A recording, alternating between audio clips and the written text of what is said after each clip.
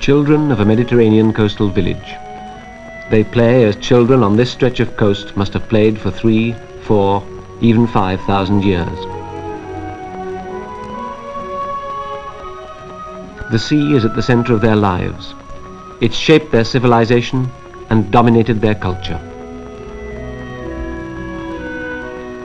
The villagers here have learnt to accept gratefully what the land and the sea provide for their means of survival. Both can be fickle, but they take what's given philosophically. Ormedia is a village in Cyprus. It's not all that much different from thousands of villages like it up and down the Mediterranean. Its inhabitants, farmers as well as fishermen, treat the sea with respect. Many of the tales of their folk history originate with the sea.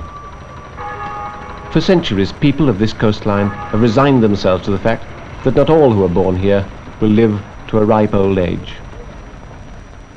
To have survived as long as they have means the village elders have seen a great deal of death.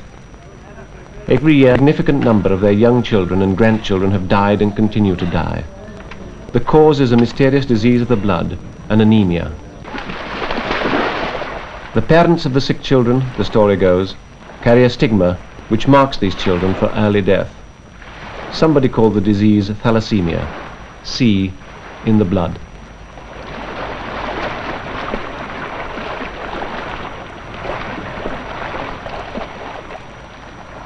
Colin Bate, a doctor in the British Army, first came across it when he came to Cyprus 5 years ago.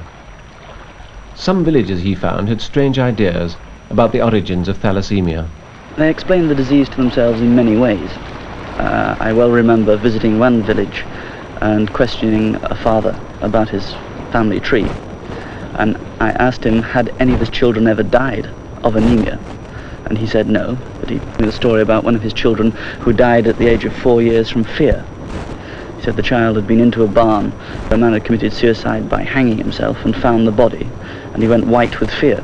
And from that day he became whiter and whiter and more frightened until he died. Obviously the child was dying from anemia, very probably thalassemia. Bates soon found that he liked the gentle people in the villages close to the military base where he worked, and they respected him. He got to know them well. He got to know Mr. Christoforou, the village baker, and he got to know well the disease which plagued the Christoforous and other families. One of the baker's children has thalassemia and one has died from it. Nikos Olympios, Bates' interpreter, has 3 children. 2 of them are thalassemic. 1 in 7 people on this island carry the stigma which they will pass on to some of their children.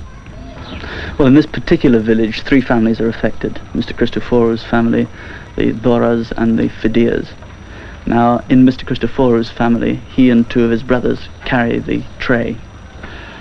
One of his brothers has a severely affected child, Maria. Mr. Christoforou himself has Andreas, who has the major form of the disease, and he had 1 child who died at the age of 2 years from thalassemia.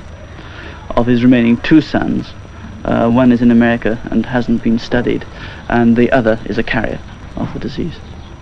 These children look healthy because they've been treated for the disease. The other families aren't so lucky. The Fidias, for example. Fidias Zezou is a farmer. With the help of a small amount of money from his wife's dowry, he's built a house in the village where he lives with his wife, Sophia, an old aunt, and their 2 children.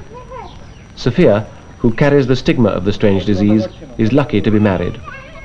Girls from affected families like hers are not desirable propositions because they produce children